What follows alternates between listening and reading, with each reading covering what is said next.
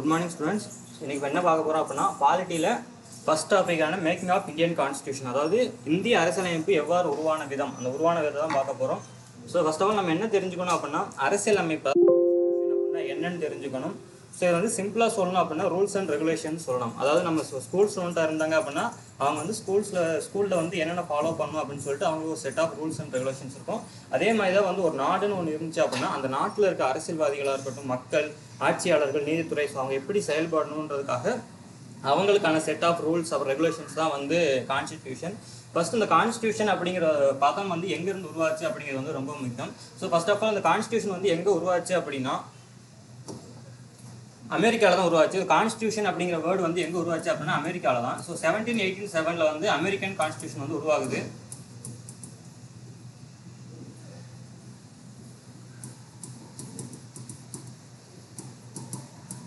So American constitution இதுதான் வந்து oldest constitution. சரிங்களா? இதுதான் வந்து அமெரிக்கா தான் வந்து முதல்ல இந்த அரசியலமைப்பு, அதாவது ஜனநாயக முறையை வந்து தோற்றுவிச்ச நாடு எது அப்படின்னா அமெரிக்கா தான். ஸோ அமெரிக்காவுக்கு அடுத்து பார்த்தோம் அப்படின்னா ஸ்பானிஷ், ரஷ்யா அப்படின்னு சொல்லிட்டு பல்வேறு நாடுகள்லாம் வந்து இந்த அரசியலமைப்பு பாதையை நோக்கி முன்னேறுது. இதுக்கப்புறம் இந்தியாவில், ஸோ நம்ம இந்தியன் கான்ஸ்டியூஷன் படிக்கிறோம் அப்படிங்கிறதுனால இந்தியாவில் வந்து இந்த அரசியலமைப்பு அப்படிங்கிற வார்த்தை வந்து எப்படி வந்துச்சு அப்படிங்கிறத பார்க்கணும். ஸோ 1600 ஆரம்பிக்கப்பட்ட ஈஸ்ட் இந்தியன் கம்பெனி, சரிங்களா? ஸோ 1600 ஆரம்பிக்கப்பட்ட ஈஸ்ட் இந்தியன் கம்பெனி வந்து என்ன பண்ணுறாங்க அப்படின்னா இந்தியா வராங்க. ஸோ இந்தியா வந்து நிறைய வளங்களை வந்து கொள்ளையடிக்கிறாங்க.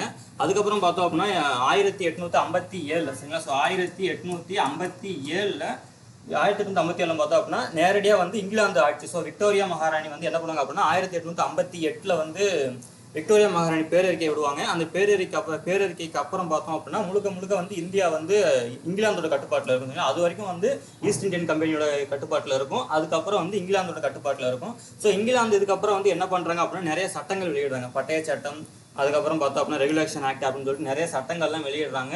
ஸோ இது வரைக்கும் வந்து பார்த்தோம் அப்படின்னா நம்ம வந்து இங்கிலாந்தோட கட்டுப்பாட்டில் தான் முழுக்க இருக்கும். சரிங்களா?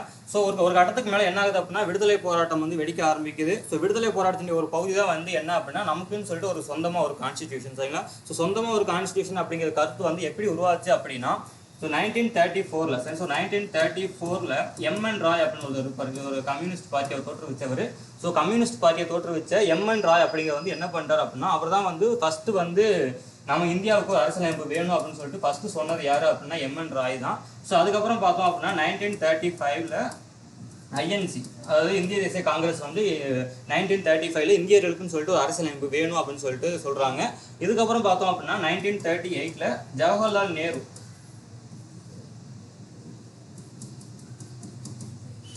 ஸோ ஜவஹர்லால் நேரு வந்து என்ன பண்ணுறாங்க அப்படின்னா நமக்கு வந்து ஒரு கான்ஸ்டியூஷன் வேணும் அப்படின்னு சொல்லிட்டு ஜவஹர்லால் நேரு வந்து சொல்கிறாங்க.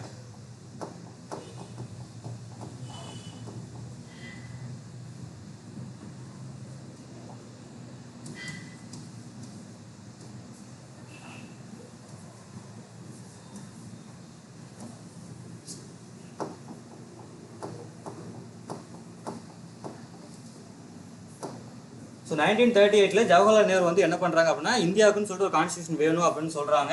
அதுக்கப்புறம் பார்த்தோம் அப்படின்னா இது, அதாவது இந்த சமயத்தில் பார்த்தோம் அப்படின்னா முதல் உலக போர் நடந்துட்டு இருக்கு. இந்த முதல் உலக போர் காலகட்டத்தில் பார்த்தோம் அப்படின்னா 1938 பார்த்தோம் அப்படின்னா 1939 இருந்து 45 வரைக்கும் பார்த்தோம் அப்படின்னா வேர்ல்டு வார் 2 நடந்துட்டு இருக்கும். சரிங்களா? ஸோ இந்த வேர்ல்டு வார் 2க்கு அப்புறம் பார்த்தோம் அப்படின்னா வேர்ல்டு வார் 2 இந்த இரண்டாம் உலக போர் சமயத்தில் தான் பார்த்தோம் அப்படின்னா நமக்கு இந்தியாவுக்குன்னு சொல்லிட்டு நிறைய வந்து நமக்கு அரசியலமைப்பு வேணும் அப்படின்னு சொல்லிட்டு நிறைய கோரிக்கைகள் நடக்கும். ஏன் அப்படின்னா அந்த இரண்டாம் உலக போர் சமயத்தில் பார்த்தோம் அப்படின்னா இங்கிலாந்து வந்து என்ன பண்ணும் அப்படின்னா இந்தியர்களை கலந்து ஆலோசிக்காம இந்தியாவும் இந்த உலக போரில் இருக்குது அப்படின்னு சொன்னதுனால இந்தியர்கள் வந்து என்ன பண்ணாங்க 1939 அவங்களோட பதவியெல்லாம் ராஜினாமா பண்ணி நிறைய போராட்டம் நடக்கும். ஸோ இந்த சமயத்தில் தான் வந்து இந்தியர்களோட கோரிக்கை வந்து இந்தியர்களை வந்து நம்ம வந்து இந்தியர்களுக்கும் ஏதாவது நம்ம சப்போர்ட் பண்ணால் அவங்களும் வந்து நமக்கு சப்போர்ட் பண்ணுவாங்க அப்படின்னு சொல்லிட்டு 1940 வந்து ஒரு ஆகஸ்ட் ஆஃபர் அப்படின்னு சொல்லிட்டு ஒன்று வெளியாகுது.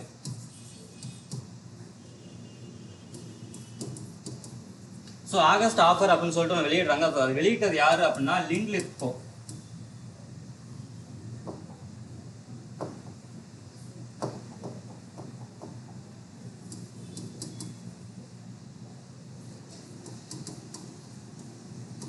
ஸோ லிண்ட்லித்கோ அவர் தான் வந்து என்ன பண்ணுறாரு அப்படின்னா ஆகஸ்ட் ஆஃபர் அப்படின்றத வெளியிட்டாரு. அதாவது என்ன அப்படின்னா இந்தியர்களுக்கு வந்து நாங்கள் அரசியலமைப்பு ரெடி பண்ணி தரோம், ஆனால் போருக்கு அப்புறம், ஸோ இரண்டாம் உலக போர் முடியட்டும், இரண்டாம் உலக போர் முடிஞ்சதுக்கு அப்புறம் வந்து நம்ம வந்து உங்களுக்கு வந்து இரண்டாம் உலகப் போர் முடிஞ்சதுக்கப்புறம் உங்களுக்கு அரசியல் அமைப்பு நீங்கள் ஏற்படுத்திக்கோங்க.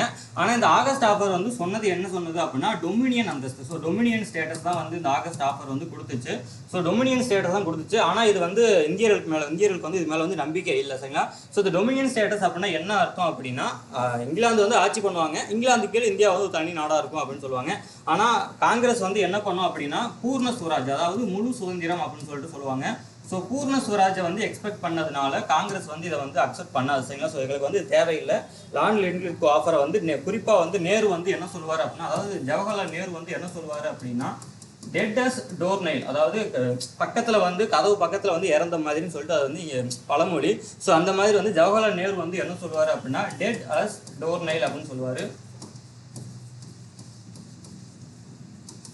So dead as door nail அப்படின்னு சொல்லிட்டு ஜவஹர்லால் நேரு சொல்லுவார். இதையே வந்து காந்தியடிகள் வந்து என்ன சொல்லுவார் அப்படின்னா இங்கிலாந்துக்கும் தேசியவாதிகளுக்கும் இருந்த இடைவெளியை வந்து இந்த ஆகஸ்ட் ஆஃபர் வந்து அதிகப்படுத்திடுச்சு அப்படின்னு சொல்லிட்டு மகாத்மா காந்தி சொல்லுவார். ஸோ அது மட்டும் இல்லாமல் 1940 வந்து தனிநபர் சத்தியாகிரகத்தை ஸ்டார்ட் பண்ணிடுவார். ஸோ 1940 தனிநபர் சத்தியாகிரகத்தை வந்து ஸ்டார்ட் பண்ணிடுவார். ஸோ இதுக்கப்புறம் பார்த்தோம் அப்படின்னா மறுபடியும் ஒரு விடுதலை போராட்டம் வந்து மறுபடியும் எடுக்குது. ஸோ இதுக்கப்புறம் பார்த்தோம் அப்படின்னா மறுபடியும் வந்து என்ன பண்ணுறாங்க அப்படின்னா 1943 சரிங்களா. ஸோ 1942 கிரிப்ஸ் மிஷன் வருது. ஸோ கிரிப்ஸ் மிஷன் வந்து வருது. ஸோ கிரிப்ஸ் மிஷன் வந்து என்ன சொல்லுது அப்படின்னா நீங்கள் வந்து இரண்டாம் உலகப் போர் முடிஞ்சதுக்கப்புறம், அதாவது இவங்களும் அதுதான் சொல்கிறாங்க, இரண்டாம் உலகப் போர் முடிஞ்சதுக்கப்புறம் பார்த்தோம் அப்படின்னா இந்தியன் கான்ஸ்டியூஷன் வந்து ரெடி பண்ணிக்கோங்க, சரிங்களா. ஸோ இந்தியன் கான்ஸ்டியூஷன் வந்து இரண்டாம் உலகப் போர் முடிஞ்சதுக்கப்புறம் நம்ம வந்து ஸ்டார்ட் பண்ணிக்கலாம். இந்தியாவுக்குன்னு சொல்லிட்டு கான்ஸ்டியூஷன் நம்ம இரண்டாம் உலகப் போர் முடிஞ்சதுக்கப்புறம் ஸ்டார்ட் பண்ணிக்கலாம் அப்படின்னு சொல்லிட்டு இந்த கிரிப்ஸ் மிஷனும் சொல்கிறாங்க. ஆனால் இதையுமே வந்து காங்கிரஸ் வந்து என்ன பண்ணுவாங்க அப்படின்னா ஏற்றுக்க மாட்டாங்க. ஸோ காங்கிரஸ் வந்து என்ன சொல்லுவாங்க அப்படின்னா போருக்கு முன்னாடி எங்களுக்கு வந்து பதவி அந்த அதிகார பரிமாற்றம் வந்து போருக்கு முன்னாடி நடக்கணும் அப்படின்னு சொன்னதுனால அதை வந்து காங்கிரஸ் ஏற்றுக்காது. குறிப்பாக வந்து முஸ்லீம் லீக் இந்த காலத்தில் பார்த்தோம் அப்படின்னா பார்ட்டிஷனில் இறங்கிடும். ஸோ அதாவது பை நேஷன் தியரி அப்படின்னு சொல்லுவாங்க. ஸோ பை நேஷன் தியரியில் வந்து முஸ்லீம் லீக் இறங்கினதுனால இந்த கிரிப்ஸ் மிஷனை வந்து முஸ்லீம் லீக்குமே வந்து ஏற்றுக்க மாட்டாங்க. ஸோ அவங்க வந்து என்ன கேட்பாங்க அப்படின்னா இந்தியாவிலேருந்து பாகிஸ்தான் வந்து எங்களுக்கு தனி நாடு வேணும், அது மட்டும் இல்லாமல் எங்களுக்கு வந்து இந்த அரசியல் அமைப்பு மேலே வந்து நம்பிக்கை இல்லை அப்படின்னு சொல்லி சொன்னதுனால இந்த கிரிப்ஸ் மிஷனும் வந்து ஃபெயிலியர் தான் முடிஞ்சிடும். இந்த கிரிப்ஸ் மிஷனோட அறிக்கையை தான் வந்து காந்தியடிகள் வந்து என்ன சொல்லுவார் அப்படின்னா போஸ்ட் டேட்டட் செக் அப்படின்னு சொல்லுவார்.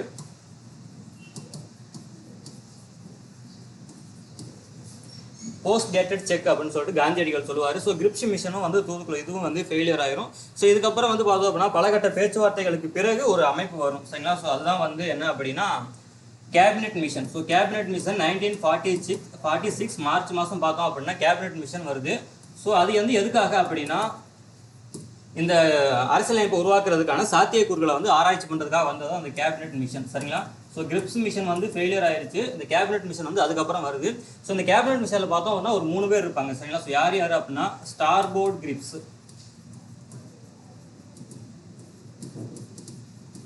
ஸோ ஸ்டார்போர்ட் கிரிப்ஸ் அப்படின்னு சொல்லிட்டு ஒருத்தர் இருப்பார். அதுக்கப்புறம் பார்த்தோம் அப்படின்னா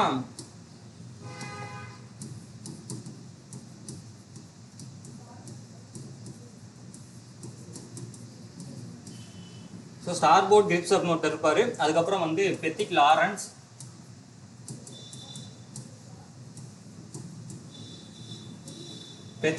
அப்படின்னு சொல்லிட்டு ஒருத்தர் இருப்பார். அதுக்கப்புறம் வந்து AV Alexander. So AV Alexander அப்படின்னு சொல்லிட்டு ஒரு 3 பேர் இருப்பாங்க, சரிங்களா. ஸோ இந்த 3 பேர் தான் வந்து கேபினெட் மிஷனில் இருக்கவங்க. ஸோ இவங்க வந்து என்ன பண்ணுறாங்க அப்படின்னா 1946 மே மாதம் வந்து ரிப்போர்ட்டை வந்து சப்மிட் பண்ணுவாங்க. ஸோ 1946 மார்ச்சில் வந்தாங்க, 1946 மே மாதம் வந்து பார்த்தோம் அப்படின்னா ரிப்போர்ட்டை வந்து சப்மிட் பண்ணுவாங்க. ஸோ அந்த ரிப்போர்ட்டில் வந்து என்ன சொல்லுவாங்க அப்படின்னா சரி உங்களுக்கு வந்து இந்தியன் கான்ஸ்டியூஷன் வந்து நம்ம உருவாக்கிக்கலாம், ஆனால் நீங்களே இந்தியர்களுக்காக சொல்லிட்டு நீங்களே ஒரு அரசியலமைப்பை வந்து உருவாக்கிக்கோங்க, அரசியலமைப்பு நிர்ணய சபையை வந்து நீங்களே உருவாக்கிக்கோங்க அப்படின்னு சொல்லிட்டு இந்த கேபினெட் மிஷன் வந்து சொல்லிடும். இந்த கேபினெட் மிஷன் அதாவது அமைச்சரவை தூதுக்குழு இந்த அமைப்பின்படி தான் நம்ம என்ன பண்ணியிருப்போம் அப்படின்னா நமக்கான இந்திய அரசியலமைப்பை வந்து நம்ம உருவாக்கியிருப்போம், சரிங்களா. ஸோ கேபினெட் மிஷன் 1946 வராங்க.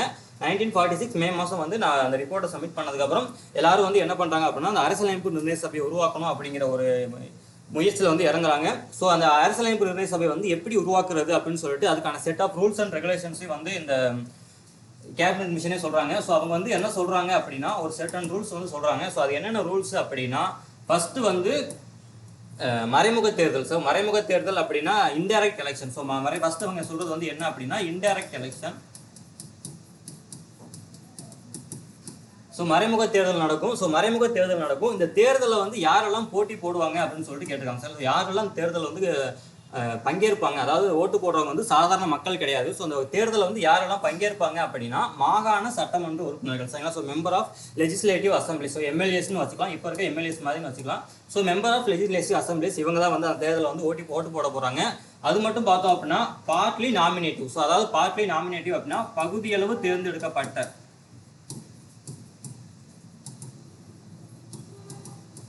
ஸோ பார்ட்லி நாமினேட்டிவ் அப்படிங்கிறாங்க. அதுக்கப்புறம் வந்து பார்ட்லி செலக்டட். ஸோ பார்ட்லி எலெக்டட்னு சொல்லிக்கலாம்.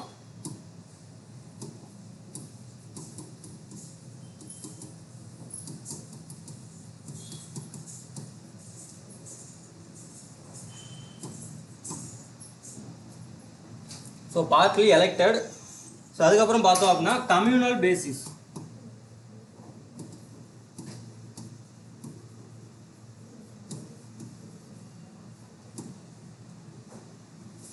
ஸோ கம்யூனல் பேசிஸில் தான் எலெக்ஷன் இருக்கும் அப்படின்னு சொல்கிறாங்க. அதாவது கம்யூனல் பேசிஸ் வந்து எதுக்காக அப்படின்னா, ஸோ இந்தியாங்கிறது ஒரு நாடு மட்டும் கிடையாது, ஒரே ஒரு இனக்குழு மட்டும் இந்தியாவில் இல்லை. இந்து இருக்காங்க, கிறிஸ்டியன்ஸ், இஸ்லாமியர்கள் இருக்காங்க, சீக் இருக்காங்க, ஜெயினிசம் இருக்குது. ஸோ நிறைய மதங்கள் இருக்கிறதுனால அனைத்து மதங்களும் ரெப்ரசன்டேட் பண்ணுற மாதிரி இருக்கணும் அப்படின்னு சொல்லிட்டு அவங்க சொல்கிறாங்க. ஸோ இதெல்லாம் தான் வந்து rules and regulations.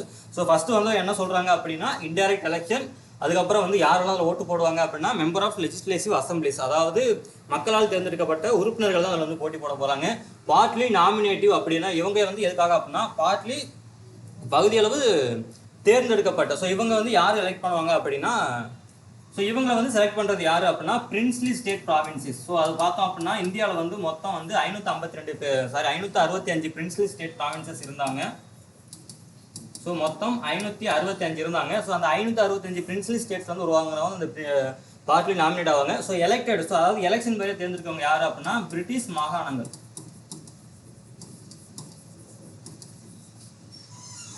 So British ஸ்டேட்ஸ்ல இருந்து வந்தவங்க தான் வந்து இந்த பார்ட்லி எலெக்டட் ஆவாங்க. ஸோ இவங்களுக்கு வந்து தேர்தல் மூலமாகவும் இந்த நாமினேட்டிவ் வந்து பார்த்தோம் அப்படின்னா பிரின்ஸ்லி ஸ்டேட்ஸில் இருக்க அந்த மன்னர்கள் தான் வந்து என்ன பண்ணுவாங்க அப்படின்னா இந்த உறுப்பினர்கள் வந்து தேர்ந்தெடுத்து அனுப்புவாங்க. ஸோ இதில் பார்த்தோம் அப்படின்னா 10 லட்சம் மக்கள் தொகைக்கு ஒரு உறுப்பினர் சரிங்களா. ஸோ 10 லட்சம் மக்கள் தொகைக்கு ஒரு உறுப்பினர் என்ற விகிதத்தில் வந்து இவங்க பிரின்ஸ்லி ஸ்டேட்ஸ் வந்து செலக்ட் பண்ணி அனுப்புவாங்க, அதாவது சுதேசாசிகள் செலக்ட் பண்ணி அனுப்புவாங்க. ஸோ இதில் பார்த்தோம் அப்படின்னா பிரிட்டிஷ் மாகாணங்களை வந்து ஃபுல் அண்ட் ஃபுல்லாக வந்து எலெக்ஷனோட கட்டுப்பாட்டில் தான் நடக்கும் சரிங்களா. ஸோ எலெக்ஷன்ஸ் தான் நடக்கும். ஸோ அந்த எலெக்ஷன் நடந்து அந்த எலெக்ஷனில் வந்து யாரெல்லாம் தேர்ந்தெடுக்கப்படுறாங்களோ அவங்களாம் தான் வந்து அந்த கான்ஸ்டியூஷன் அசம்பிளியில் வந்து இருப்பாங்க, அரசியலமைப்பு நிர்ணய சபையில் வந்து இருப்பாங்க. கம்யூனல் பேசிஸ் அப்படின்னா நெக்ஸ்ட் வந்து communal basis. So communal basis அப்படின்னா என்ன அப்படின்னா எல்லாம் மக்கள் தொகை விகிதாச்சார பிரதிநிதித்துவம், அதாவது இந்துக்கள் இருக்காங்க, இஸ்லாமியர்கள் இருக்காங்க, கிறிஸ்டியானிட்டி, அப்புறம் சிக்ஸ் இருக்காங்க. ஸோ இந்த மாதிரி வந்து பலதரப்பட்ட மக்கள்லாம் இந்தியாவில் இருக்காங்க. ஸோ அவங்க எல்லாருமே வந்து இந்த அரசியலமைப்பு நிர்ணய சபையில் இருக்கணும் அப்படிங்கிறதுக்காக கம்யூனல் பேசிஸ் இந்த சமூகத்திலேருந்து இவ்வளோ பர்சன்டேஜ் உறுப்பினர்கள் இருக்கணும் அப்படின்னு சொல்லிட்டு இந்த ரூல்ஸ் எல்லாம் வந்து ஃபாலோ பண்ணுறாங்க. ஸோ இந்த ரூல்ஸ் படி தான் பார்த்தோம் அப்படின்னா எலெக்ஷன் நடக்குது. ஸோ எப்போ எலெக்ஷன் நடக்குது அப்படின்னா 1946 ஜூன் மாதம் வந்து பார்த்தோம் அப்படின்னா எலெக்ஷன் வந்து நடக்குது.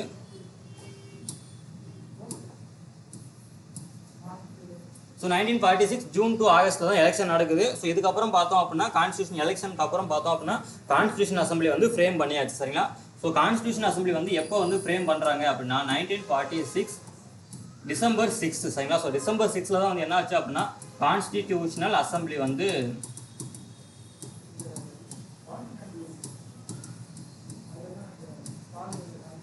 ஸோ கான்ஸ்டியூஷன் அசம்பிளி வந்து எப்போ ஃபார்ம் பண்ணாங்க அப்படின்னா 1946 டிசம்பர் 6.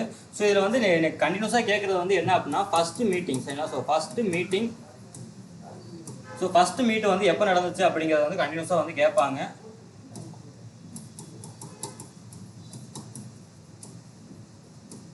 ஃபர்ஸ்ட் மீட் வந்து எப்போ நடந்துச்சு அப்படின்னா 1946 டிசம்பர் 9. சார் 1946 டிசம்பர் 9 நடந்துச்சு. ஸோ அந்த மீட்டிங்கில் வந்து என்ன நடந்துச்சு அப்படின்னா சச்சிதானந்த் சின்ஹா அப்படின்னு சொல்லிட்டு ஒருத்தர் இருப்பார் சரிங்களா. ஸோ சச்சிதானந்த் சின்ஹா அப்படின்னு சொல்லிட்டு ஒருத்தர் இருப்பார். ஸோ அவரை வந்து என்ன பண்ணுவாங்க அப்படின்னா டெம்பரரியாக பிரசிடெண்ட்டாக வந்து அவங்கள சூஸ் பண்ணுவாங்க சரிங்களா.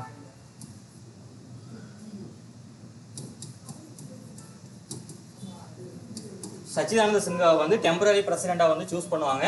ஸோ அதுக்கப்புறம் பார்த்தோம் அப்படின்னா இவர் வந்து அதுக்கு மறுநாளே வந்து டிசம்பர் 10 அன்னைக்கு வந்து இறந்துருவார் சரிங்களா. ஸோ இவர் தான் வந்து வயதான மூத்த நபர். ஸோ அரசியலமைப்பு நிர்ணய சபையில் இருந்த வயதான நபர் யார் அப்படின்னா அந்த சச்சிதானந்த சின்ஹா தான். ஸோ அவர் தான் வந்து என்ன பண்ணுவாங்க அப்படின்னா டெம்பரரியாக வந்து பிரசிடெண்ட்டாக சூஸ் பண்ணுவாங்க. ஆனால் அவர் வந்து அதுக்கு மறுநாளே வந்து இறந்துருவார். ஸோ ஸோ டிசம்பர் 10 வந்து அவர் இறந்ததுக்கு அப்புறம் பார்த்தோம் அப்படின்னா செகண்ட் மீட்டிங் வந்து எப்போ நடக்கும் அப்படின்னா 1946 டிசம்பர் 11. ஸோ 1946 டிசம்பர் 11 வந்து செகண்ட் மீட்டிங் நடக்குது. ஸோ இந்த மீட்டிங்கில் தான் பார்த்தோம் அப்படின்னா ராஜேந்திர பிரசாத் அப்படின்னு அவரை வந்து ராஜேந்திர பிரசாத் தான் என்ன பண்ணுவாங்க அப்படின்னா நிரந்தர தலைவரை வந்து தேர்ந்தெடுப்பாங்க. சரிங்களா? ஸோ நிரந்தர தலைவர் யாரு அப்படின்னா ராஜேந்திர பிரசாத். ஸோ ராஜேந்திர பிரசாத்தை வந்து நிரந்தர தலைவராக வந்து தேர்ந்தெடுப்பாங்க. ஸோ இதில் பார்த்தோம் அப்படின்னா ஃபர்ஸ்ட் மீட்டிங் வந்து December 1946 December 9, second meeting 1946 December 11. So அதில் வந்து என்ன பண்ணுவாங்க அப்படின்னா ராஜேந்திர பிரசாத்தை வந்து நிரந்தர தலைவராக தேர்ந்தெடுப்பாங்க. ஸோ அது மட்டும் இல்லாமல் வைஸ் பிரசிடென்ட்டை வந்து ஒருத்தர் தேர்ந்தெடுப்பாங்க. சரிங்களா? ஸோ வைஸ் பிரசிடென்ட்டை வந்து யாரை தேர்ந்தெடுப்பாங்க அப்படின்னா HC முகர்ஜி அப்படின்றவர் வந்து தேர்ந்தெடுப்பாங்க. சரிங்களா?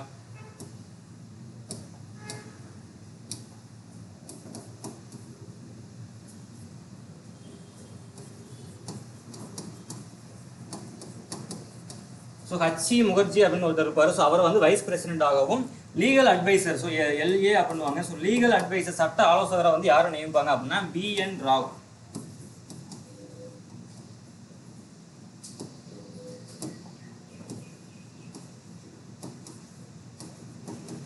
ஸோ BN ராவ்னு ஒருத்தர் இருப்பார். ஸோ அவர் தான் வந்து என்ன பண்ணாங்க அப்படின்னா சட்ட ஆலோசகரை வந்து நியமிப்பாங்க. ஸோ எப்போ அப்படின்னா 1946 டிசம்பர் 11. ஸோ இதுக்கப்புறம் பார்த்தோம் அப்படின்னா மூணாவது மீட்டிங் வந்து எப்போ நடக்கும் அப்படின்னா 1946 டிசம்பர் 13. ஸோ 1946 டிசம்பர் 13 வந்து மூணாவது மீட்டிங் நடக்குது. ஸோ அதில் தான் வந்து ஜவஹர்லால் நேரு வந்து என்ன பண்ணுவார் அப்படின்னா அப்ஜெக்டிவ் ரெசல்யூஷன் அப்படின்னு சொல்லிட்டு ஒன்று பாஸ் பண்ணுவார் சார். அதாவது என்ன அப்படின்னா குறிக்கோள், அதாவது முகப்புரைக்கான குறிக்கோள் தீர்மானம், அப்ஜெக்டிவ் ரெசல்யூஷன் அப்படின்னு சொல்லுவாங்க.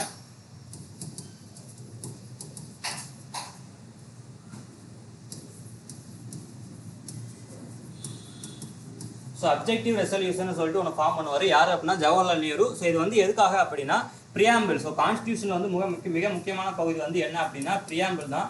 ஸோ அந்த பிரியாம்பிளை வந்து உருவாக்குறதுக்கான முகப்புரைக்கான குறிக்கோள் தீர்மானத்தை வந்து யார் கொண்டு வருவா அப்படின்னா முகப்புரைக்கான குறிக்கோள் தீர்மானத்தை கொண்டு வரது யார் அப்படின்னா ஜவஹர்லால் நேரு 1946 டிசம்பர் 13 கொண்டு வருவார். ஸோ பிரியாம்பிள் வந்து இது வந்து எந்த நாட்டிலேருந்து அவர் எடுத்திருப்பாரு அப்படின்னா USA. ஸோ அமெரிக்க அரசியலமைப்புலேருந்து நம்ம வந்து அமெரிக்காவுக்கு இருக்க மாதிரியான ஒரு பிரியாம்பிள் வந்து நமக்கு வேணும் அப்படின்னு சொல்லிட்டு ஜவஹர்லால் நேரு வந்து சொல்லியிருப்பாரு. சரிங்களா? ஸோ இதை வந்து கான்ஸ்டியூஷன் அசம்பிளி, அதாவது கான்ஸ்டியூஷன் வந்து இது வந்து எப்போ ஏற்றுப்பாங்க அப்படின்னா Jan 22, 1947. ஸோ Jan 22, 1947 தான் பார்த்தோம் அப்படின்னா கான்ஸ்டியூஷன் அசம்பிளி வந்து இந்த முகப்புரைக்கான குறிக்கோள் தீர்மானத்தை வந்து ஏற்றிருப்பாங்க. ஸோ இதுக்கப்புறம் பார்த்தோம் அப்படின்னா நிறைய வந்து அரசியலமைப்பு செயல்பாடுகள் தான் இருக்கும். ஸோ இதை வந்து மொத்த உறுப்பினர்கள் டோட்டல் மெம்பர்ஸ் வந்து எவ்வளோ அப்படிங்கிறத வந்து பார்க்கணும். ஸோ மொத்தம் பார்த்தோம் அப்படின்னா 389 மெம்பர்ஸ் இருந்தாங்க.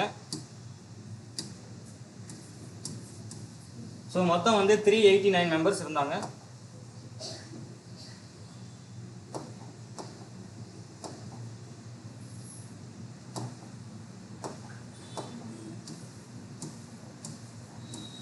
ஸோ டோட்டலாக வந்து 389 மெம்பர்ஸ் இருந்தாங்க. ஸோ அதில் பார்த்தோம் அப்படின்னா ஸோ தனித்தனியாக வந்து பிரிக்கலாம். சரிங்களா? ஸோ 292 + 4 + 90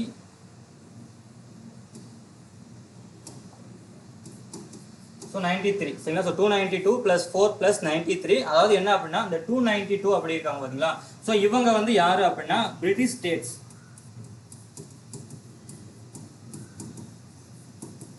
ஸோ பிரிட்டிஷ் ஸ்டேட்ஸ்லேருந்து இருக்கவங்க தான் அந்த 292 மெம்பர்ஸ். இந்த 4 மெம்பர் யாரு அப்படின்னா சீஃப் கமிஷன் ப்ராவின்சஸ் அப்படின்வாங்க. ஸோ இப்போ இருக்க யூனியன் பிரதேசம் மாதிரி சொல்லிக்கலாம். ஸோ சீஃப் கமிஷன் ப்ராவின்ஸ் ஒரு 4 இருக்கும். சரிங்களா? ஸோ அது என்னென்ன அப்படின்னா டெல்லி,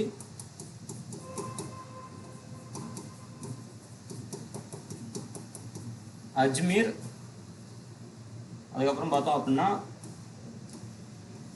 கூர்க்,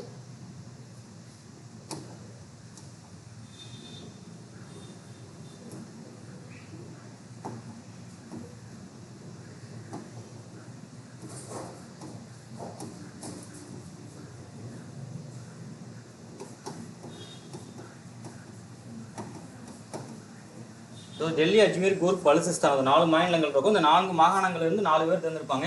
இந்த 93 பேர் யார் அப்படின்னா பிரின்ஸ்லி ஸ்டேட்ஸ். நான் ஆல்ரெடி சொன்ன மாதிரி பிரின்ஸ்லி ஸ்டேட்ஸ்லேருந்து ஒரு 93 பேர் வந்து தேர்ந்தெடுத்திருப்பாங்க. ஸோ இந்த மொத்தம் இந்த 389 உறுப்பினர்கள் தான் வந்து இந்த கான்ஸ்டியூஷன் அசம்பிளியில் இருந்தாங்க. ஸோ இவங்க தான் வந்து என்ன பண்ண போகிறாங்க அப்படின்னா நமக்கான அரசியலமைப்பை வந்து எழுதி தர போகிறாங்க. சரிங்களா? ஸோ இதுக்கப்புறம் பார்த்தோம் அப்படின்னா முக்கியமான நிகழ்வுகள்னு பார்த்தோம் அப்படின்னா 1947. சரிங்களா? ஸோ 1947 பார்த்தோம் அப்படின்னா June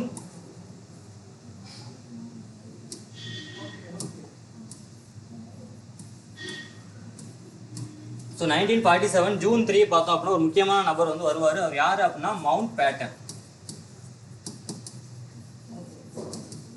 so Lord Mountbatten வந்து எப்போ வருவார் அப்படின்னா 1947 ஜூன் 3 அவர் வந்து என்ன பண்ணார் அப்படின்னா ஜூன் 3 பிளான் அப்படின்னு சொல்லிட்டு ஒரு திட்டத்தை வந்து அறிமுகப்படுத்துவார். சரிங்களா? So June 3 plan. So June 3 plan அப்படின்னா என்ன அர்த்தம் அப்படின்னா, அதாவது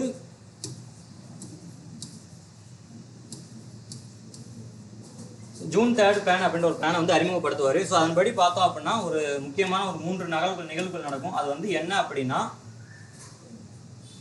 ஃபர்ஸ்ட் இந்தியா ஸ்பிளிட்டட் இன்டு 2, அதாவது இந்தியா பாகிஸ்தான் அப்படின்னு சொல்லிட்டு 2 நாடுகள் உருவாகும் அப்படின்னு சொல்லிட்டு சொல்லியிருப்பாரு. ஸோ ரெண்டாவது வந்து என்ன அப்படின்னா ராட்க்ளிஃப் அப்படின்னு ஒருத்தர் வந்திருப்பார். ஸோ ராட்க்ளிஃப் அப்படின்னு ஒருத்தர் வந்திருப்பாரு. ஸோ அவர் தான் வந்து என்ன பண்ணார் அப்படின்னா இந்தியா பாகிஸ்தானுக்கு நடுவில் வந்து அந்த எல்லையை வந்து நிர்ணயம் பண்ண போறாரு. சரிங்களா? இந்தியா பாகிஸ்தான் கூட எல்லையை வந்து நிர்ணயம் பண்ண போறது வந்து யார் அப்படின்னா இந்தியா ராட்க்ளிஃப் அப்படிங்கிறவர் தான். ஸோ இப்போ வரைக்கும் இந்தியாவுக்கும் பாகிஸ்தானுக்கும் இருக்க இந்த எல்லை கோடு வந்து என்ன சொல்லுவாங்க அப்படின்னா ராட்க்ளிஃப் கோடு அப்படின்னு தான் சொல்லுவாங்க. சரிங்களா? ஸோ நெக்ஸ்ட் பார்த்தோம் அப்படின்னா நெக்ஸ்ட் வந்து என்னது அப்படின்னா ஆகஸ்ட் 18. சரிங்களா? சரி, ஆகஸ்ட் 15 இந்தியாவோட இண்டிபெண்டன்ஸ் அப்படின்னு சொல்றதை அனௌன்ஸ் பண்ணிடுவாங்க.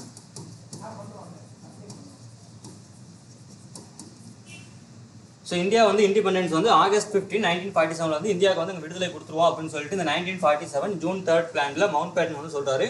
ஸோ இந்த ஜூன் 3 பிளான்ல வந்து ஒரு 3 முக்கியமான விஷயம் நடக்கும். ஒன்று என்ன அப்படின்னா இந்தியா பாகிஸ்தான், அதாவது இந்தியா ஸ்பிளிட்டட் இன்டு 2, இந்தியா ஸ்டேட்ஸும் அப்புறம் வந்து இந்தியா யூனியன் அப்புறம் பாகிஸ்தான் யூனியன் அப்படின்னு சொல்லிட்டு தனித்தனியாக வந்து பிரிச்சிருவாங்க. ராட்க்ளிஃப் அப்படின்ற ஒருத்தர் வந்து நியமனம் பண்ணுவாங்க. ஸோ ராட்க்ளிஃப் வந்து இவர் தான் வந்து என்ன பண்ணுவார் அப்படின்னா இந்தியாவுக்கும் பாகிஸ்தானுக்கும் வந்து இந்த எல்லை நிர்ணயம் பண்றவர் வந்து இவர் தான் பண்ணுவார்.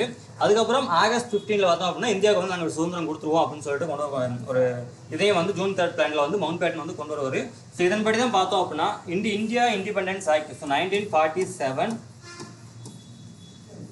ஸோ ஜூலை 18 தான் வந்து பார்த்தோம் அப்படின்னா இந்தியன் இண்டிபெண்டன்ட் ஆக்ட் அப்படிங்கிற ஒரு ஆக்டை வந்து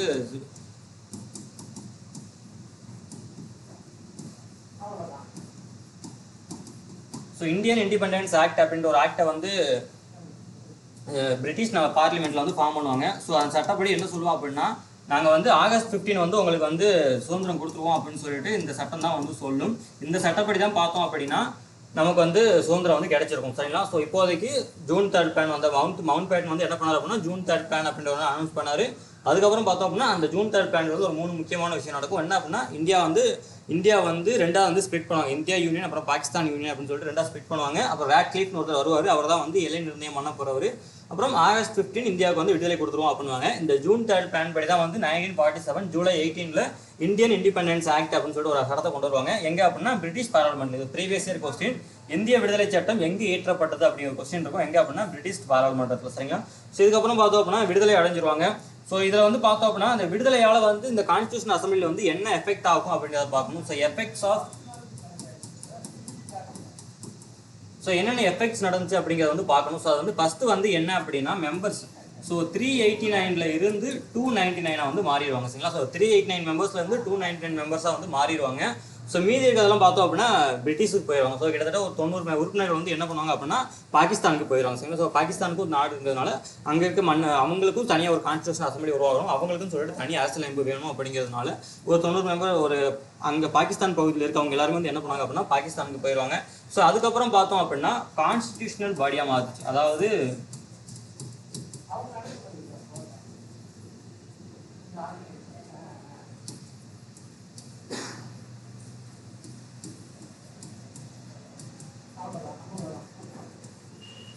அதுக்கப்புறம் பார்த்தோம் அப்படின்னா சாவரின் படி.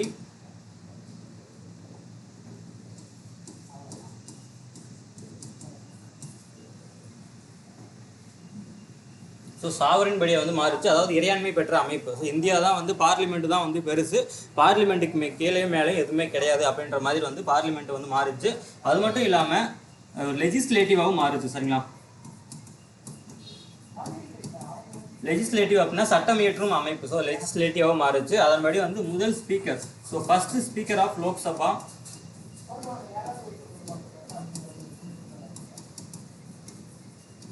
So first speaker of parliament வந்து யாரு அப்படின்னா G V Mavalankar.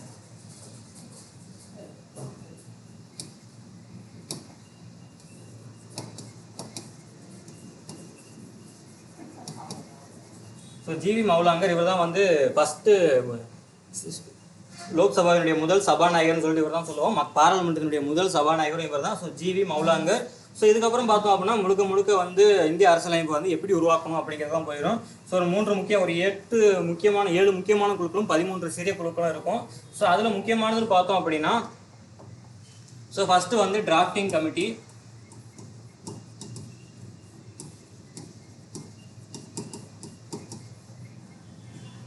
So drafting committee so தலைவராக வந்து யார் இருப்பார் அப்படின்னா B.R. அம்பேத்கர் இருப்பார்.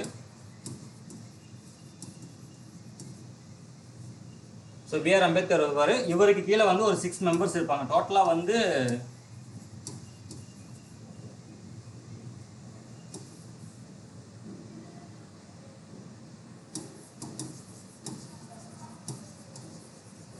ஸோ டோட்டலாக வந்து 7 மெம்பர்ஸ் இருப்பாங்க. ஸோ அதில் பார்த்தோம் அப்படின்னா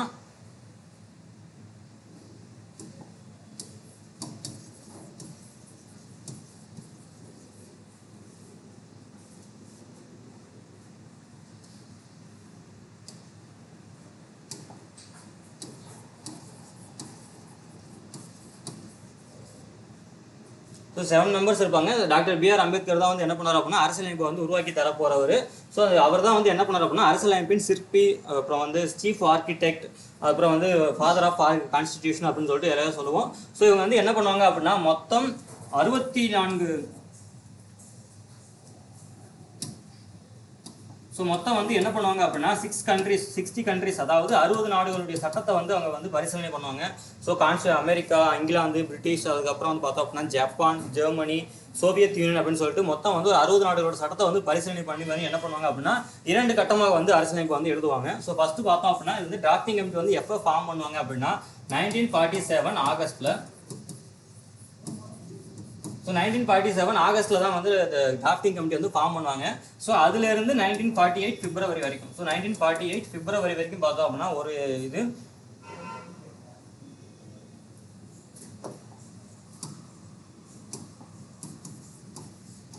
ஸோ 1948 பிப்ரவரி வரைக்கும் ஒரு மீட்டிங் நடக்கும். அதுக்கப்புறம் பார்த்தோம் அப்படின்னா 8 months வந்து கேப் விட்டுருவாங்க. ஸோ அது வந்து எதுக்காக அப்படின்னா மக்களுக்கும் அரசியலமைப்பு நிறைய வந்து நிபுணர்கள் வந்து நம்ம அரசியலமைப்பில் இருப்பாங்க, நிறைய வக்கீல்கள் இருப்பாங்க, வழக்கறிஞர்கள் இருப்பாங்க.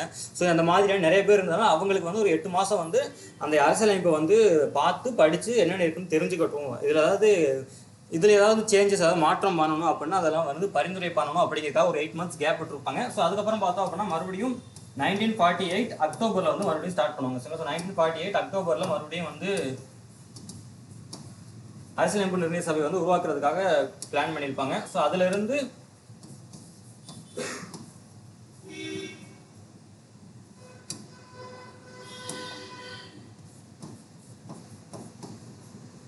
ஸோ 1948 அக்டோபர்லேருந்து 1948 பிப்ரவரியிலேருந்து ஒரு மீட்டிங் ஒரு செஷன் கம்ப்ளீட் ஆயிரும். அதுக்கப்புறம் 1948 அக்டோபர்ல இருந்து 1949 ஸோ 1949 ஸோ நவம்பர் 26 இதுதான் வந்து கான்ஸ்டியூஷன் வந்து எழுதி முடிக்கப்பட்ட நாள். ஸோ இந்த டேவை தான் நம்ம வந்து என்ன கொண்டாடிட்டு இருக்கோம் அப்படின்னா அரசியலமைப்பு தினம், கான்ஸ்டிடியூஷனல் டே. ரொம்ப முக்கியமானது. ஸோ கான்ஸ்டிடியூஷனல் டே அப்படின்னு சொல்லிட்டு இதை தான் வந்து கொண்டாடிட்டு இருக்கோம். எப்போ அப்படின்னா 1949 நவம்பர் 26. ஸோ நவம்பர் 26 தான் வந்து அரசியலமைப்பு தினம் அப்படின்னு சொல்லிட்டு நம்ம கொண்டாடிட்டு இருக்கோம். எதனால அப்படின்னா இந்த டிராஃப்டிங் கமிட்டியில் எழுதி முடிக்கப்பட்ட அரசியலமைப்பு நிர்ணய சபை ஏற்றுக்கொள்ள தினம் தான் வந்து 1949 நவம்பர் 26. ஸோ இதுக்கப்புறம் பார்த்தோம் அப்படின்னா 1949 நவம்பர் 26க்கு அப்புறம் ஸோ வந்து எப்போ வந்து நடைமுறைக்கு வந்துச்சு. ஸோ ஏற்றுக்கொள்ளப்பட்டது 1949 நவம்பர் 26, நடைமுறைக்கு வந்தது 1950 Jan 26. சரிங்களா? ஸோ 1950 Jan 26 இதுதான் வந்து நம்ம என்ன பண்ணிட்டு இருக்கோம் அப்படின்னா ரிபப்ளிக் டேவா வந்து நம்ம அனௌன்ஸ் பண்ணிட்டு இருக்கோம், கொண்டாடிட்டு இருக்கோம்.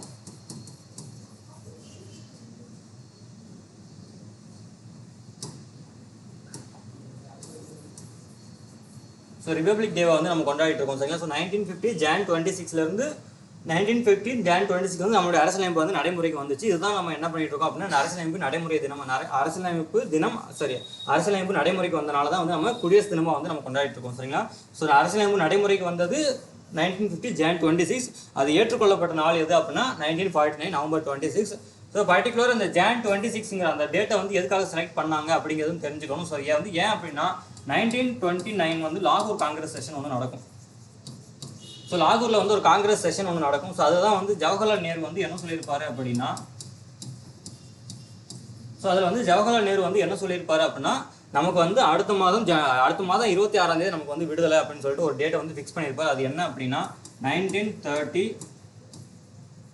Jan 26, சரிங்களா? ஸோ இந்த டேட்டை வந்து நம்ம ரிமெம்பர் பண்ணுறதுக்காக என்ன பண்ணியிருப்பாங்க அப்படின்னா, இந்த 1950 Jan 26 வந்து ரிபப்ளிக் டே வந்து அனௌன்ஸ் பண்ணியிருப்பாங்க, சரிங்களா? ஸோ இதோட வந்து என்ன ஆகுது அப்படின்னா நம்மளோட அரசியலமைப்பு வந்து நடைமுறைக்கு வருது. ஸோ இதுக்கப்புறம் பார்த்தோம் அப்படின்னா முழுக்க வந்து இந்தியர்கள் வந்து என்ன பண்ணுறாங்க அப்படின்னா அந்த அரசியலமைப்பை பேஸ் பண்ணி தான் வந்து ஆட்சி பண்ணுறாங்க. ஸோ இதில் வந்து என்ன தெரிஞ்சுக்கணும் அப்படின்னா, முக்கியமான நிகழ்வுகள் மட்டும் கொஞ்சம் தெரிஞ்சுக்கணும். ஸோ என்னென்னலாம் வந்து ஒரு சில அடாப்ஷன்லாம் நடந்திருக்கும், சரிங்களா? ஸோ அந்த அடாப்ஷனை மட்டும் நம்ம தெரிஞ்சுக்க வேண்டியது இருக்குது. ஸோ அதை மட்டும் பார்த்துட்டோம் அப்படின்னா இந்த மேக்கிங் ஆஃப் இந்தியன் கான்ஸ்டியூஷன் வந்து முடிஞ்சிடும். ஸோ ஃபஸ்ட்டு வந்து பார்த்தோம் அப்படின்னா, so Jan 24, 1950.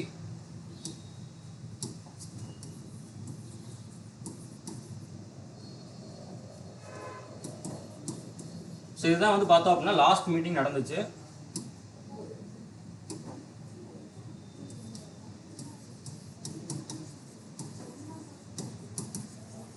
அதாவது அரசியலமைப்பு நிர்ணய சபையினுடைய கடைசி கூட்டம் வந்து எப்போ நடந்துச்சு அப்படின்னா Jan 24, 1950 நடந்துச்சு.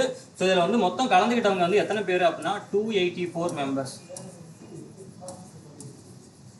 ஸோ மொத்தம் வந்து 284 உறுப்பினர்கள் வந்து கலந்துக்கிட்டாங்க. ஸோ இந்த 224 மெம்பர் தான் வந்து அரசியலமைப்பில் வந்து கையெழுத்திட்டவங்களும் வந்து எத்தனை பேருன்னு கேட்பாங்க. ஸோ அதே உறுப்பினர்கள் வந்து 284 பேர் தான். ஸோ இவங்க தான் வந்து 284 பேர் தான் வந்து அரசியலமைப்பில் வந்து கையெழுத்து போட்டவங்கன்னு கொஸ்டின் இது வந்து தனியாகவே கேட்டிருக்காங்க. ஸோ அரசியலமைப்பில் கையெழுத்திட்ட நபர்கள் எண்ணிக்கை எத்தனை 284 பேர் தான். ஸோ டோட்டலாக வந்து 299 உறுப்பினர்கள் இருந்தாங்க.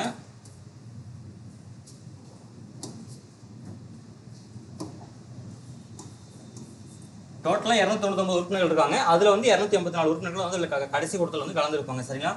ஸோ இதுக்கப்புறம் பார்த்தோம் அப்படின்னா இதே Jan 24, 1950 தான் பார்த்தோம் அப்படின்னா நேஷனல் ஆந்தம்.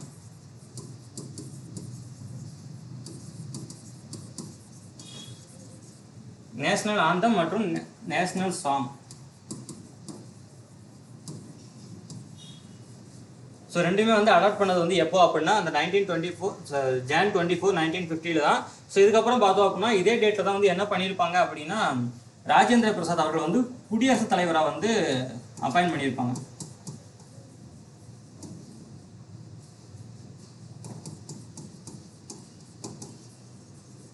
ஸோ இதே டேட்டில் தான் ராஜேந்திர பிரசாத் அவர் வந்து ஃபர்ஸ்ட் பிரசிடென்ட்டை வந்து அப்பாயின்ட் பண்ணியிருப்பாங்க, சார். ஸோ இதுவுமே வந்து எல்லாமே ஒரே டேட்டில் நடந்தது.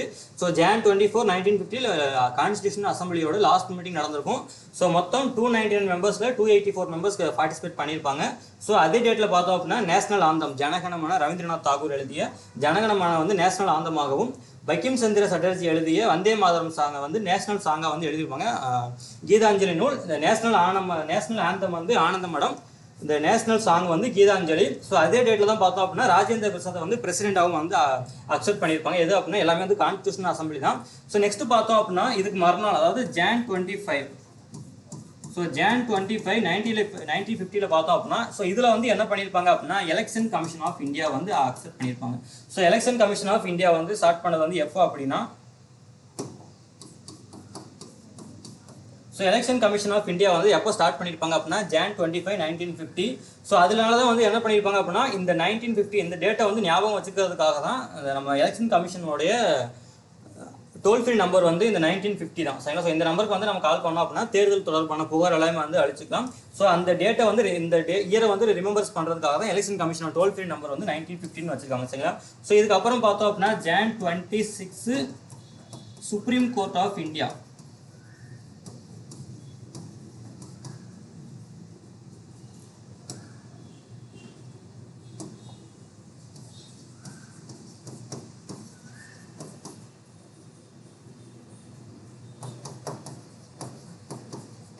So supreme court of India வந்து எப்போ நடைமுறைக்கு வந்துச்சு அப்படின்னா Jan 26, 1950. ஸோ இதோட வந்து பார்த்தோம் அப்படின்னா இந்த கான்ஸ்டியூஷன் அசம்பிளியோட ரோல் வந்து முடியுது.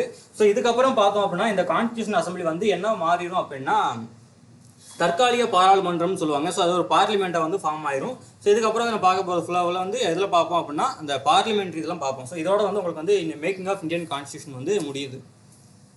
So okay, thank you students.